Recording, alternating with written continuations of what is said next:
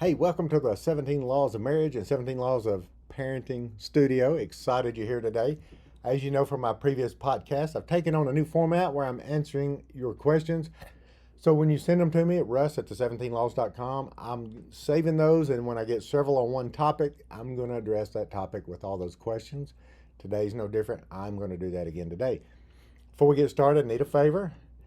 Please, if when you get a chance, I'm trying to get 100,000 followers on YouTube. So when you get a chance, please go ahead and follow me on YouTube. It would mean the world to me. Thank you. And now let me jump right into some questions. And again, don't hesitate to reach out to me, russ at the17laws.com. I won't respond to every email. There's way too many emails I get a day. So, but I am getting those questions and getting an idea of what you want to hear about. All right. And I'm going to jump right in. Today is going to be about getting the spark back in your marriage. So I've got some questions along the lines of that. And I think I want to give you some really good ideas here that'll really help do that. Number one question is this. And keep in mind, I don't study these questions, so I'll get these questions and I'm learning about them close to the same time you are. My husband and I don't have kids. We've been married for 7 years. Both of us work. Right now, we have the habit of coming home, eating dinner, watching TV, and then going to bed. I would like to get some fun back in our marriage. Any suggestions? I love this question. When you send me questions, what I really like is when you give me all the details where I don't have to wonder or assume. So I'm guessing this is a fairly young couple. Don't know that for sure. But really, work and life, and they're exhausted, and all that's getting in the way. Well, there's probably some healthy things here, like physical health things that I'll address. But my next podcast is going to be all about your health, the physical health in your marriage. So I don't want to jump into that. I want to just jump into this question. So what do you get? How do you get out of the habit of coming home, watching TV, and going to bed? Well, there's a couple things. They say they both work. I don't know because they have to, because they want to, if they're career minded or whatever the case may be. Uh, it's fine. It's your decision, however you want to do that. One thing I would think about on the work, if work is consuming your life, you might want to look in and say, hey, is this the job for me? Now, it doesn't say, but I gather that maybe they work the same hour. So that part is good. And I'm assuming one's not getting home too late than the other. Well, there's a couple of things that I think would help these folks out. One is on Sunday, like my wife and I, every week, we get our calendars out and we plan what we're going to do that week. We're intentional about it. One of the things we're going to always have is a date night. And then we've started, used to, I would just go to the Y, and she might walk in the mornings with her friends or whatever the case may be. But now we're starting to be intentional about walking with each other, because we can get into the same rut as you and watching TV, or we're not big TV watchers, but come home and eat, and then next thing you know it, we're gaining 50 pounds and we lead a fairly boring life. So there's one thing that you can do is plan a little better. So let's just say it's Sunday, and you both get off work at say 5:30, and you're home by 6 on Tuesday, for example. What are you going to do? What are some options in your town? One, you can go for a walk. In our town, we have a trail that goes. It's about 10 miles long, and it goes by a creek through the woods and across through town. It's pretty neat. Most cities have something like that. Nothing. Even if you didn't have that, you could walk through your neighborhood. Something to get out. Now you think, well, that's just walking. What are you talking about? Well, here's something cool about walking. One is, when you're walking, you're not sitting around watching TV. That's a good plus. Another thing that's good with walking is because it makes you talk to each other. You're going to talk to each other when you're outside walking. What else are you going to do? And what a better time to talk about your day and unwind and all that. And of course, there's the obvious. You're getting some exercise. So that's one thing you can do. Well, and I'm not saying you need to hike Mount McKinley or Denali. Walk 30 minutes, walk 20 minutes, 45 minutes, whatever works for you. And he said, well, when are we going to eat? Well, maybe you could eat before that or walk after you. However you want to work that out, do that. If it's in the wintertime, that's not a reason not to walk. Oh, it's dark outside. That's not a reason not to walk. Oh, it's raining outside. That's not a reason not to walk. Those are some things. That's one tiny thing you can do. The other thing you can do, uh, do something out of the ordinary. I remember, I guess it's been a couple of years. My wife and I, we said this weekend we're going to do something we've never done. We're going to go somewhere we've never gone. This is around town. We're not going to spend money on a hotel or anything.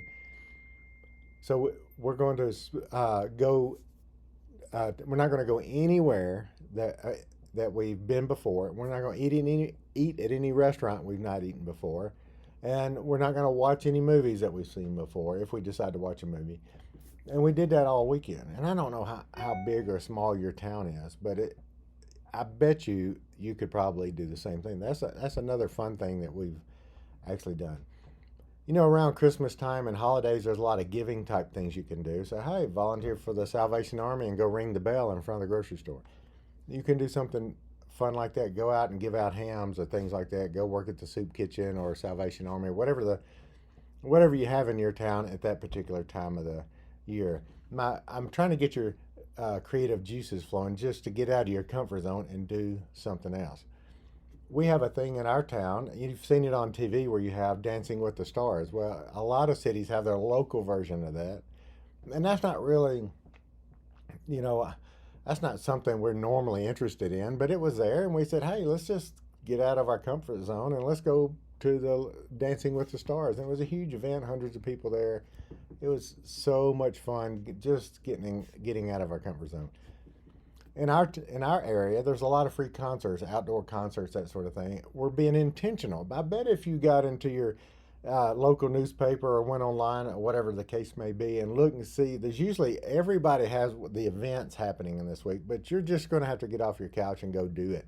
And you may say, well, I don't like country music. Well, go anyway. Okay, I don't like pop. Well, go anyway. Just go do something. And it's fun just getting out of your comfort zone. I hope that gives you a few good ideas, or at least get your creative juices flowing. Or some of the things that we've done around here, and I may think of another before we get off this video today. The next question is: you say you and your wife are more crazy about each other now than when you first met. What are some things you are doing to make this happen? That's really, that's putting the money where the mouth is for me, isn't it? Because I say that all the time, that we really are more crazy about each other today than the day we met, the day we got married. There are several things that we've done, and a lot of it's in all my videos. The things that I share with you, we actually do. Big deal. You've probably heard me talk about this, and that is a date night. You got to have the date night. Several reasons for the date night. And I'll talk. I've got tons of videos just on this, but I want to answer this question. People say, "Well, I'm too busy." You're not too busy. You're not even busier than me. We have 4 children, a job, volunteer work, plus 17 laws of marriage, 17 laws of parenting, all the videos, active in every other aspect of my life. We have baseball. All through our lives, we had baseball, football, basketball, ballet, you name it, soccer, and nobody's any busier than me. But we had date night because it was that important. So one of the things that we've been intentional about is we always have a date night just about every week, a lot of times twice a week. And we've never not done that. Have we ever skipped it? Of course, things do happen. But I would say out of 52 weeks out of the year, we probably had 48 to 50 date nights. We just don't skip those date nights.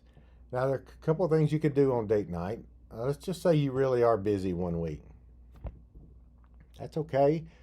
You can't skip the date night. At least maybe y'all could go for a 10, 15, 20-minute walk and kind of air things out and just talk through things, or get on the phone or meet for lunch. Maybe some of those things you can do. Go out for coffee, something like that. Maybe let the kids carpool with somebody else so y'all could go sit down and have a burger somewhere or something like that. Those are some things you can do. If you get really creative, you can get time away. So I've said this a few times. If I offered you $1 million to have a date night every single week from now to the end of the year, would you? And you would say, well, of course I would, because it would be important to you, because the $1 million would be important. Well, I'm not giving you a million, but your marriage is that important. My marriage is that important. So we've made that a priority. I always get asked this: where do you go for date night? Does it have to be somewhere expensive? Well, no. Most of the time, we don't go anywhere for date night. Most of the time, it is at home, depending on where the kids are. Because it's hard to have serious, good conversations at a restaurant when somebody's saying, coming to you, would you like some more iced tea, sir? Hey, well, can I? Did you save room for dessert? Hey, are you guys through enjoying it? Can I take your place away? It's hard to have a ton of really good conversations at a restaurant.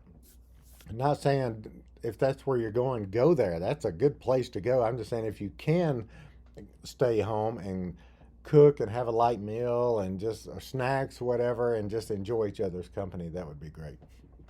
Now, I get this all the time. Hey, Russ, what in the world could you possibly talk about? I mean, 52 nights out of the year, you got to just sit just the two of you. Well, what you would find out is the more you visit with your spouse, the more you'll like your spouse, the more you appreciate your spouse. In my case, the more I spend with my wife, the more I love her, the more time I want to spend with her, and we never run out of things to talk about. And so for years, we would just say, okay, you ask a question, I'll ask a question. And sometimes it would be, it can't always be about intimacy, but every now and then it has to be about intimacy. And we just ask each other random questions. It could be, what's your favorite donut? What's your favorite place to go on vacation? Or where's your favorite place to go on vacation? And then you can ask the intimacy questions of what do you like and don't like, and all that stuff to do with your life in, uh, in the bedroom. So, uh, so we've done that over years. And then what I decided to do, I started writing these questions down. And I have over 300, actually, I have over 400, but I have 300 of them organized. In fact, I'll toss this out there to you. I'll do my best to get it to you. I have this video series that I put together, and you can save $500 off of it right now at the filming of this. It's only $67. You can look at the link below and you go right to it and you can get it saved that. So when you get the video series, I promised those people that I would send you my date night questions. So those 300 plus date night questions you get with that. But I'll offer this to you. If you'll send me an email, russ at the17laws.com, and put in the subject line, please send me date night questions, I'll just jump out of my norm and do that for you. But it's probably worth getting the video series anyway. It's only $67. So the 300 date night questions. And this is what people tell me all the time. Oh, that's probably the most fun thing we do on our date night, or go through the questions. And what they'll find is they'll go through one question, and then it leads to a long, long, long discussion. And uh, my wife and I, over the years, we've asked sometimes the same question, and we'll go back and say, okay, question 17 on intimacy, or 152 on the other questions, and we'll get different answers because we're at a different spot in our life, and our taste and desires and all that change, and so it never gets old. Those are some things you can talk about. Obviously, if you have kids and parents and things going on with your life and your work, you've got plenty of things to talk about. So, date night. How do we keep this? The question was, how do we keep this spark alive? And a lot of it has to do with date night. We also have a weekend. It's usually try to once a month, but that's depending on where the kids are and the ages of your kids. That may or may not be possible. And then, or quarterly, we try to go for a long weekend somewhere, just the two of us. We we don't really like camping. I mean, my wife would tent camp. I'm not really a tent. I'm an outdoors guy. I'd love to go hiking. I can get all nasty and go outside and hike 20 miles. But at the end of the day, I want to jump in a nice shower and air conditioning and eat and drink something other than over a campfire. But we do have a camper, and so I don't. When I say we go camping, please don't take it that we're out there roughing it. We are in our hotel room on wheels, and we've really learned to enjoy that. And we have a house, not, and if you can't afford a camper, you don't have to get a camper. I'm just sharing with you something we do. We try to get away quarterly. In our case, we saved up and we decided we would not do certain things in order to get a camper so we could do this. And plus, now we have relatives and best friends that camp, and we get to go with them from time to time. So it's so much fun. And you may have something like that. What I know a lot of people do is if you have a friend that's moved off somewhere, maybe they could come to your house for a week and you could go to their house in their city for a week. You can get as creative as you would like. It's actually a lot of fun doing that. I'll give you some more on that, but I just hope this gives you an idea. One of the things that we do to keep the spark alive. There's dozens and dozens of things that I do, but I would put date night at the top. All right, I'm going to jump to this next question. My wife and I are living apart for the next year. She is going to school for a job in another state, and I have to stay back and keep my job. We have 90 days before we start this, and we are already not the most exciting couple. So how do we get the spark back in our marriage before this year when we're apart? I think somehow the words got scrambled up. So it looks like one of them's going off for a year for whatever reason for the job. Now, did they say how long? No, they don't say how long they've been married. Sometimes that's a factor. Like if you just got married, then and living away apart for a year, man, that's tough. I don't ever recommend that. I wish you could just figure out a way not to do that. But I get it. The reality is sometimes you have to. And if you have been married a long time, it depends on how old your kids are. If you got, I don't know, your daughter's a senior in high school and one of you will be gone for a year, man, that's a tough time to be gone. I don't know why they're going to be gone, but you might consider postponing it in a tough situation like that, or maybe not doing it at all. But let's just suppose that you've explored everything and this is your lot in life. You're going to live apart for a year. I don't know what apart means, if that's like, 2 hours away or a plane ticket away. Let's just suppose that they're saying it's halfway across the country. Couple things I would do. I would get a part-time job or whatever it took so I could get some airfare, because I want to be flying to see my spouse every now and then. They don't say if they have kids or not, so I don't know if that's a factor. Maybe a couple of road trips. I would for sure use all my vacation time to try to get together. And if you're off on a Monday for Memorial Day, Labor Day, I would add those days together and try to get there and make sure that you don't miss those days at all. I mean, just try to get together as much as possible. The next thing I would do is make sure that you are doing an awful lot of FaceTiming.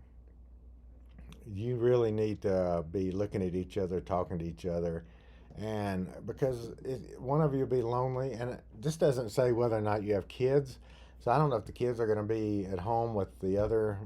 I guess he said, my wife and I living apart. She's going to school for her job in another state. So I guess I don't. They don't say anything about the kids. So is the husband going to stay back with the kids? That's going to be hard. So you're gonna want to stay engaged with those kids if there are any. You're going to want to, because the other parent's going to be sitting back and they're going to listen to do all the homework, the parent-teacher stuff, the kids' boyfriend, girlfriend breaking up, and all the crying and all the hormones, depending on the age of the kids. In this case, the dad is going to have to deal with all that, and that's going to be hard without mom there. I would make sure you're FaceTiming an awful lot. Make it a daily ritual. And if all your buddies or for her, if they say, hey, every night everybody wants to go dinner and have drinks and do all this, you need to have them saying no, or come back at a certain time depending on the time zone, and make sure that you're very engaged with your family FaceTiming. Every chance you get airfare and get out there. If you can't, plan your vacations around there so you can drive. But it's not going to be easy. There's also a lot of temptation involved in that. it's just I don't know how old they are, but it'll be tough to expect your spouse to be with a bunch of other people for an entire year. Something else I would suggest you do is lots of texting each other and appeal to each other's love languages. I would honestly, it sounds old fashioned, but people love it. Handwritten letters, I would send those, at least weekly, if not more often than that. It's fun to get. I know most people are emailing and all that, and that's what I do 99.9% of the time. But every now and then I'll write my wife something, and she'll go, "Oh, I just love to see something in writing," and other people tell me the same thing. So I hope that helps on that. If you can avoid it, I would. If there's a way you can take a sabbatical and be together, I would certainly try to explore that as well. Now let me look at the. I have one other question. I do believe, and again, thank you guys for uh, following me on YouTube. I'm looking for 100,000 followers there, so the quicker I get there, the better. The well, the next question asked. Actually, I think I may have already answered it. They're asking about what are some things you do on date night. Well, I shared that a lot of times we stay at home and we talk, and a lot of times we don't get a big old heavy meal. We usually kind of do snack things, so we're not. One of the questions, hey, we've come home, eat dinner, watch TV, fall asleep, go to bed. And then, because I don't want to be full and falling asleep and tired, so we don't do really big meals typically on date night. Not that we won't. It's not like we're health nuts or anything. It just for the very reason, if you're really full, then you really don't feel like laughing and carrying on and asking questions and doing things. So that's one thing. There's other things. If you're anti-alcohol, no problem. But if you're not, we found there's some little cool little speakeasies in and around that are fun to go to. Google it in your town. Just fun little things like that. There's often a new restaurant here and there we'll try to get to. But more times than not, we're staying at home. We're not having a big, heavy meal. Depends on what time I can get out of my office for the day. If I can get out early enough, a lot of times we'll go for a nice walk before dinner while the sun's still up, and then we'll call, and then we say, hey, we're going to start our official date night. Something I always do too. I'm a music lover. As soon as I walk in the house, we've got the Bose sound system. I'm cranking it up. My favorite music is going pretty strong, and it keeps the mood going as well. There's just a few little ideas. I've got 1,000 more. I have in the video series I spoke about earlier. I have an entire section just on date night, and I hope this helps. Well, this all is about putting the spark back in your marriage. Let's get the spark back in your marriage. You're going to have to be intentional. You're going to have to start on Sunday and say, okay, this week, how am I going to get with my spouse, and how specifically? You can't just say, hey, honey, next week, let's put the spark in our marriage. What does that even mean? No, you need to be specific, down to the time. All right, on Sunday, you get together and you say, okay, Monday night we have something, my nephew's bar mitzvah or whatever it is that you do. Tuesday night's open. Okay, Tuesday we're gonna have a date night. I'm gonna get off work at 5. I'll pick you up at 5:15, and then we're gonna do da da da da da da da. Make it that intentional, and that's what it's gonna take to put the spark back in your marriage. Again, follow me on YouTube, and I look forward to seeing you next time.